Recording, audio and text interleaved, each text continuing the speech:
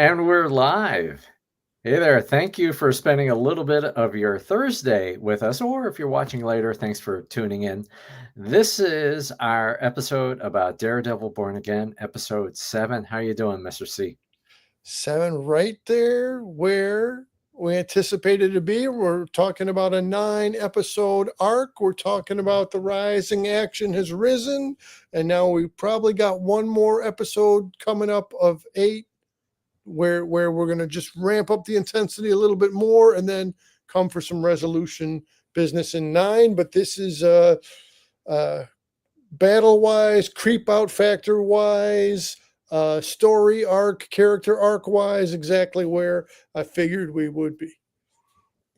Wow.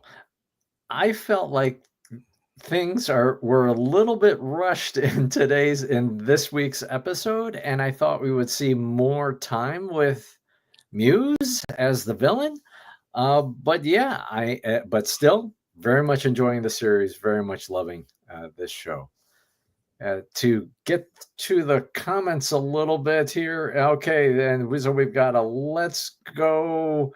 Once again, I'm here for this spoiler. And yes, so we are streaming on both Mr. C Live, Mr. C Dives In, as well as Fanboy Cantina. And this time I tried out 2 separate thumbnails. And yes, kudos for the goatee there. Why, thank you, good sir. So where should we start, Mr. C? Where do you want to go? Let's go with the 8. So, okay. Am I enjoying each episode? Yes. Am I enjoying how each episode weaves one into the next? Yes.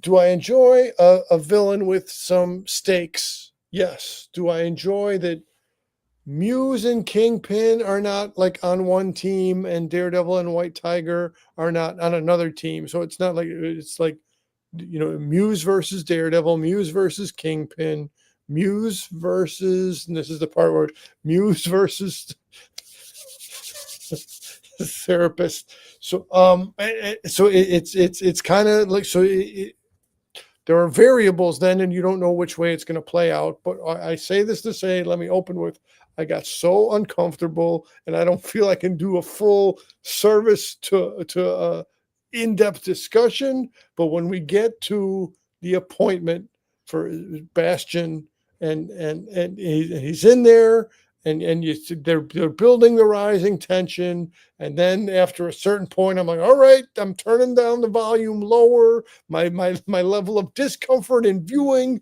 this entertainment product has maxed out.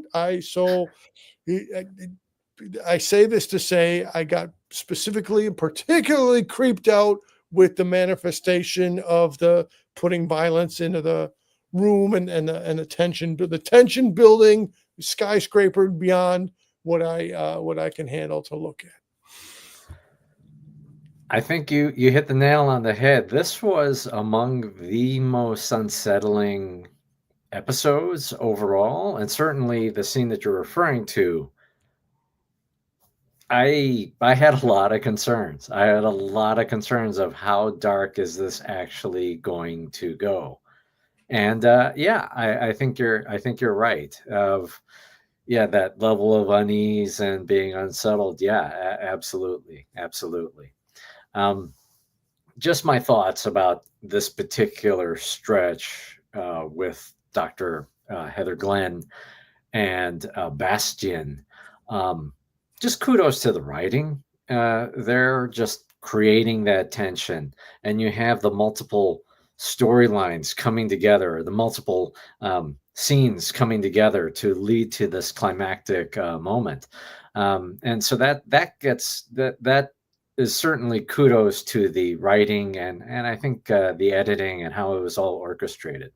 Um, Taking maybe a little step back, this is this area where I felt like it was very, very rushed. I felt like with this episode, it could have spent a little bit more time throughout the episode. I think just the entire stretch of the episode, I felt like could have spent more time and maybe having that beat. Mr. C, you've done the kudos to the BB little excerpts that happen that didn't happen in any of this episode. So that moment for a little bit of levity, a little bit of context with the rest of the environment, that didn't even happen. And so instead, you just got tension that felt, for me, maybe a little bit compressed in this episode. And well, again, we could speculate on without knowing Yeah. the actual production side of things about how much of this was part of the rewrites or refocusing, or how much of this followed the original draft, right? That would be interesting to learn, as I'm sure they'll drop more information to keep people engaged with watching the show. So those are answers that we could approach in the future. But well, they from whichever draft all this was, they succeeded in getting me uncomfortable. Then I'm just then becoming a student of my own. What can I handle and not handle? So give me something that's more fictional. Give me something that's more mythical. Say you're I recently took a look at Nosferatu via the Peacock. Oh, yes. I haven't watched it yet. Yes. Right, so disturbing, but I know it's not a real thing that is a vampire in the world, right? So I'm like, okay, this is a upsetting visual, but I know there's a fantasy element, and here we are set in the Marvel verse, and so there is some fantasy, there is some sci-fi, but it's less of an abstraction. It's more reality based. So I just note to self, when something's more reality based and approximating violence or a prisoner situation or a hostage situation, with threat of physical danger looming within the storyline, then yeah, that's tougher material for me to get on. So let's lighten it up a little bit here. We've got Michaela, I believe, here, and so hi there, Michaela, and then okay, we've got the shout out from Chai Star G, Chai Star G. So if you're watching on Mr. C Dives In or on the Fanboy Cantina channel, both of the chats funnel together here on the platform, so we can see both. We can see both at the same time. Right. All right, so let's maybe hop to a different part. Let's do that. You know, that suspension of disbelief, or I don't know I how to wanted to call get the heavy lifting out of the way. No, I get it. I had some concerns about suspending the disbelief about the inability to maintain a crime scene. There's a good amount of time that has passed between the niece being freed. At least it's a several hours or some period of time, but there's still stuff all over the place in this crime scene. There's none of the, the kind of thing that you typically see in a crime show or a police drama with a crime scene tape, crime scene tape to barricade the space. And instead, everything is out in the open, and that allows the was it Cherry and the detective to be able to visit the scene, as well as the anti-vigilante crew, as well as Daredevil Matt Murdock himself. Seemed a little bit strange about how everybody's traipsing in and out, and that some of these materials were not secured previously. It's fine for storytelling. It's fine, right? I can't, in contrast to maybe later in the episode where it's maybe a little too real. Here it was like, okay, maybe somebody should have secured like the loose syringe that's on the ground. I don't know. Did you have any of that kind of feeling? I don't know. It didn't occur to me as I was watching it, but as you're saying it now, I cannot deny it. Right there is some discord or mismatch with how an actual crime scene would be preserved. We didn't, when we spoke of the St. Patrick's Day episode, get too much into the comings and goings of Detective Angie Kim, but I guess I was just felt, oh, look, here's Angie Kim again, like we saw her. Oh, there I go. Like we saw her in the bank robbery bit, like we Mhm. saw her for a brief moment in the mayor's office after the bank robbery bit. So I was just like, uh, I was seeing the same thing, but having a different focus on it. I'm like, okay, cool. We're doing some character building on a supporting character, and I was just like, cool that she's still able to get some screen time. No, absolutely, absolutely. All of these pieces started to come together. In addition to having Detective Kim again, we speculated who is Muse, right? We speculated about who is the Muse character earlier, and we saw him briefly in that book signing, and then sure enough, we've got the payoff. And then, hey there, Mr. Chris Ryans, thank you for tuning in. Yes, ATG Live, or the streaming Star Wars network, goes live in 19 minutes. So thank you, Chris, for tuning in for a little bit. Appreciate it. And be sure to go to Bro Axiom Outpost, where you can use the coupon code down below right there. All right. So let me pull that comment in me. So we got about 18 minutes to go then, because we're not trying to compete. Right. And let me say, as we're now into early April, May the 4th on the calendar is not that far off. We'll have to look and see what's cooking around the Bro Axiom Cantina, if you will, come about 30 days from now. So I'm sure there's good stuff on the I'm horizon. sure it's excellent stuff for sure, for sure. All right. Okay.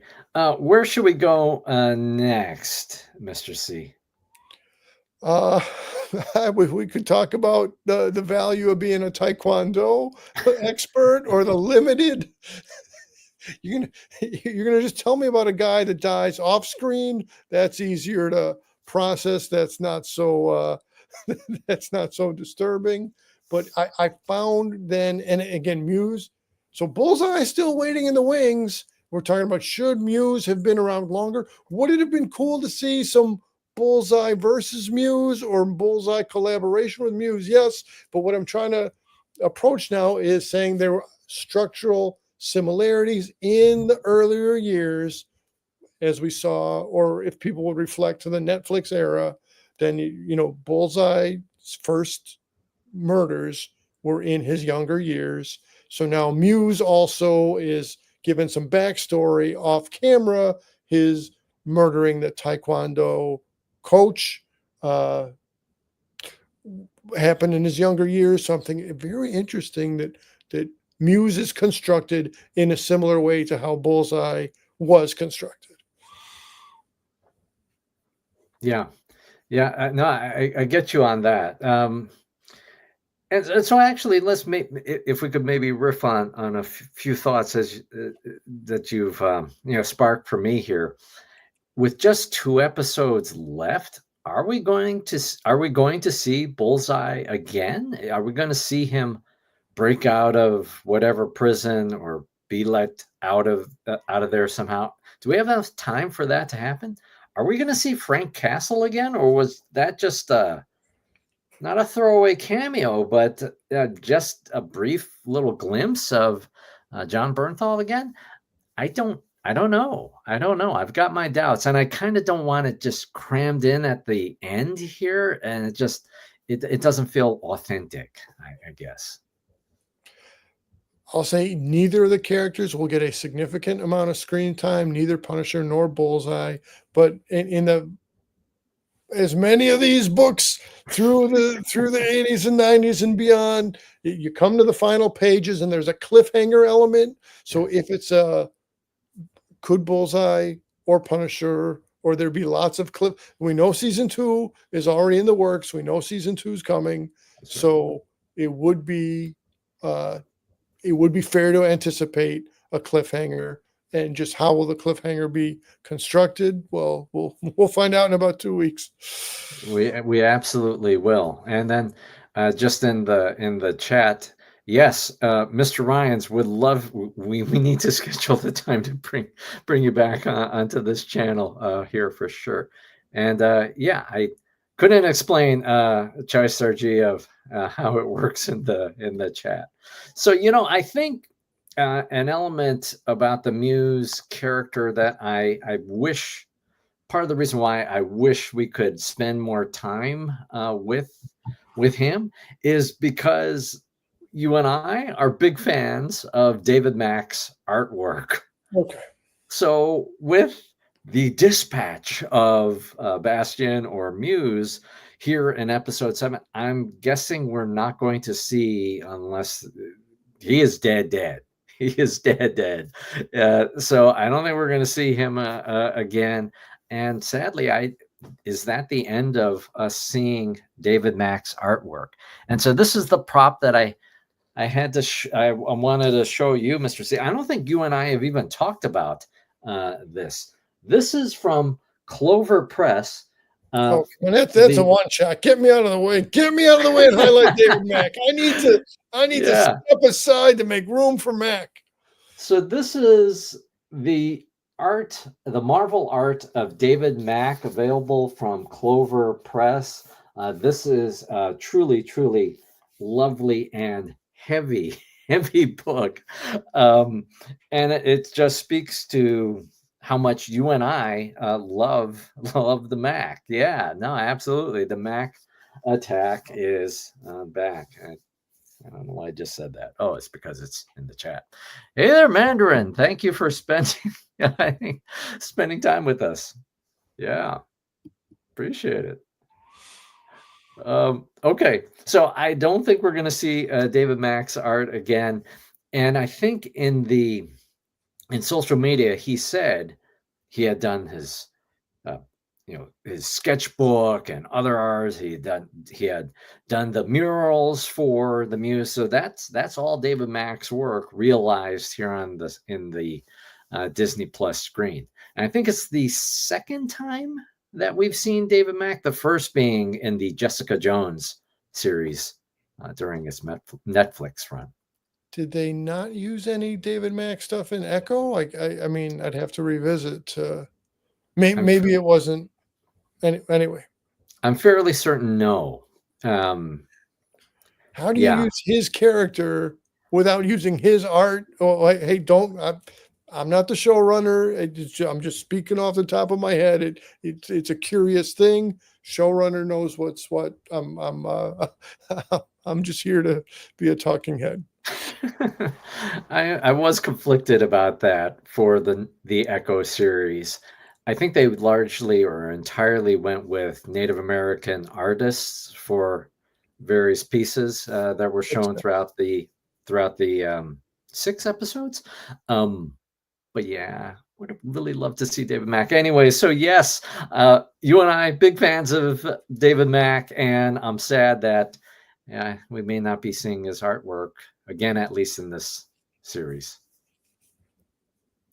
Okay, so in the chat, so we got Mandarin, and yes, okay, I'm sorry, Mandarin, about these spoilers. We probably should do a little pop-up or something. Has David Mack ever come back to Chicago to any cons? That's a great question. Yeah, he's been at C2E2 within the last couple of years. I'm not going to get out the C2E2 menu right now. Right. I will say on Mr. C Dives In channel, Chai-Star G and I just did our C2E2 preview. Mm-hmm. People can still feel free to watch that, but we didn't comment one way or the other on David Mack. I didn't. Mandarin says, do not apologize. He loves the spoilers, and there's Mandarin's own choice. Mandarin moves in mysterious ways. And if part of the mystery is to watch us before watching Daredevil, who are we to deconstruct the mystery of the Mandarin?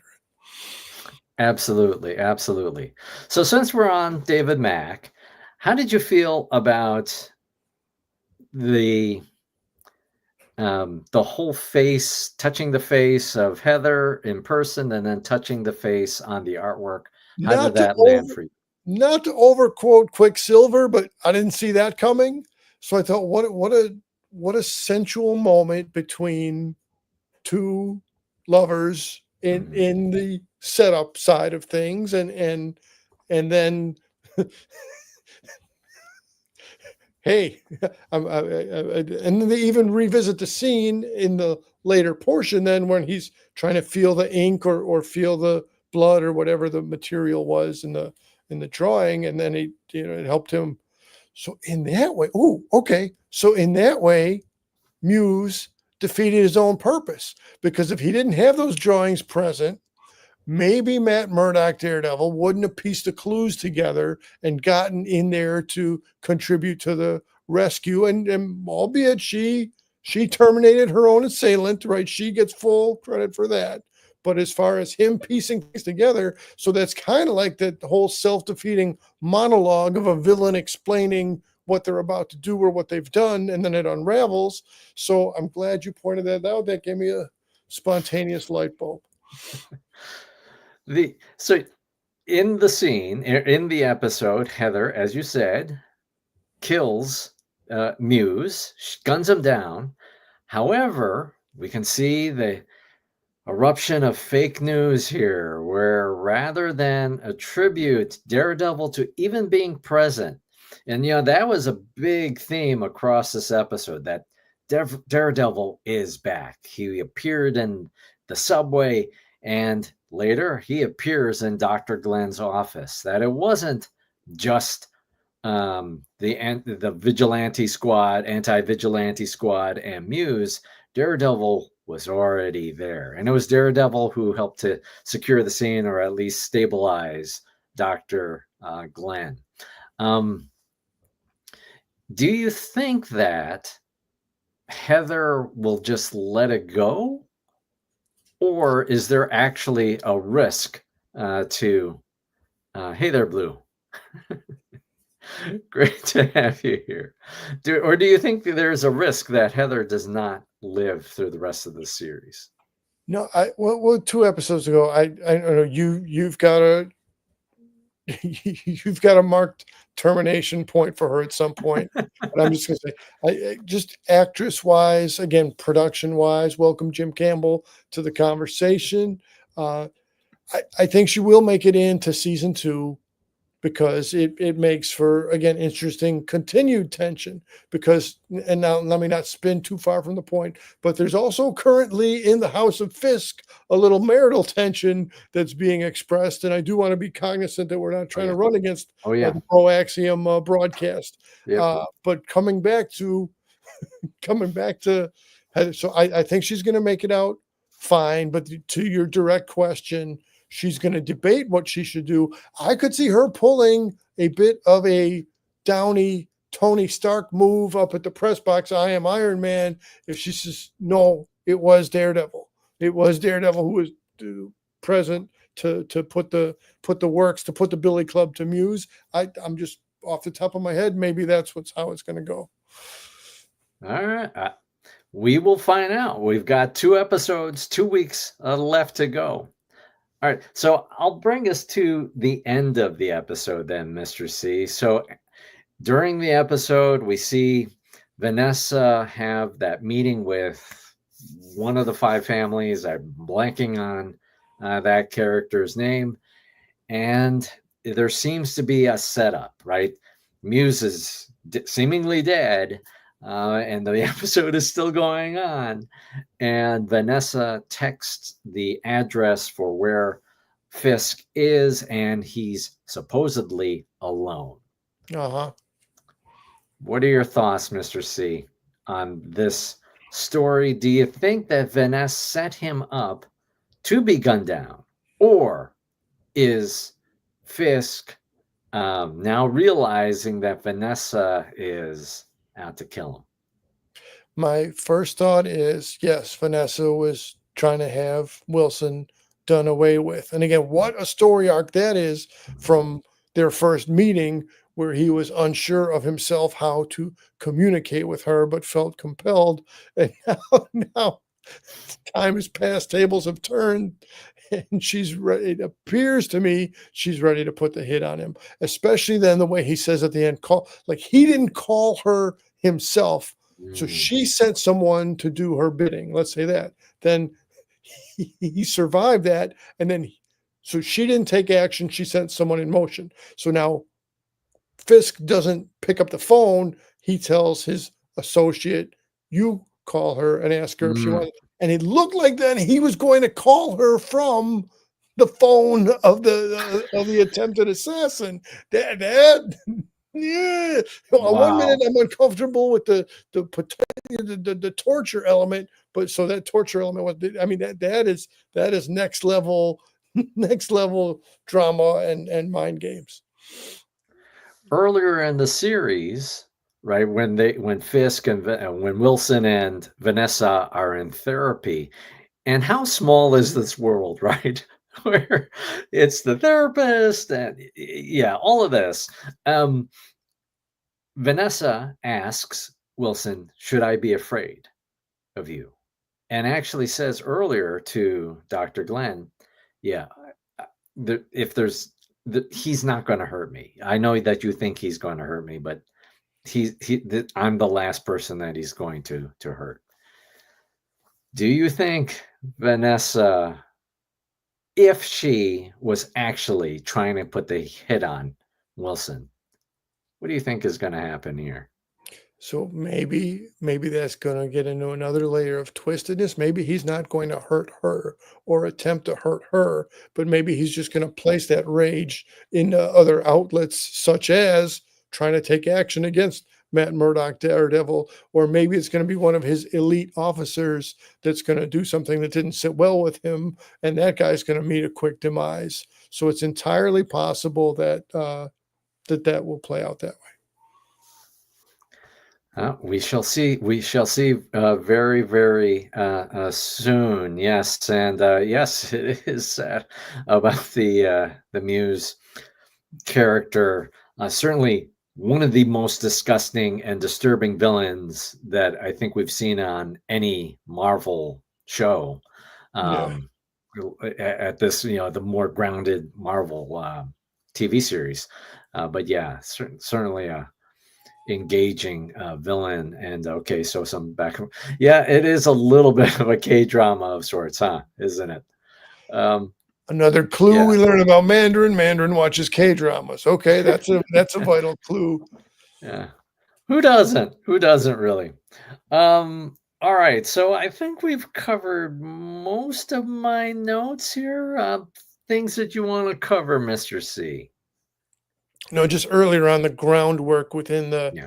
first few minutes of this episode. Again, at seven with two left, starting to showing the unraveling of the relationships in the law office. So if he, Matt wants his retired cop guy to be out there and do certain things, but then he's not comfortable with it, but it's supposed to be hidden from the other law partner, but then she's calling him out on it like, hey, this is some messed up communication dynamic we have going on here. So it's right thing.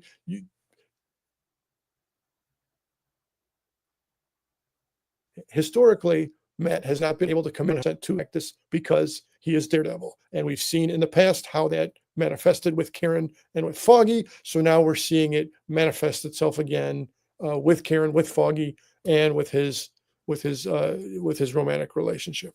So That's excellent. That's excellent. I had not put all those pieces together. I have talked about before. I have not seen all of the prior seasons. I did watch all of the first season, and I think I'm a little spotty. So yeah, that's really great context. Are we going to see Karen Page again before this season is up? I think that's season two, I'll go season two. We'll see.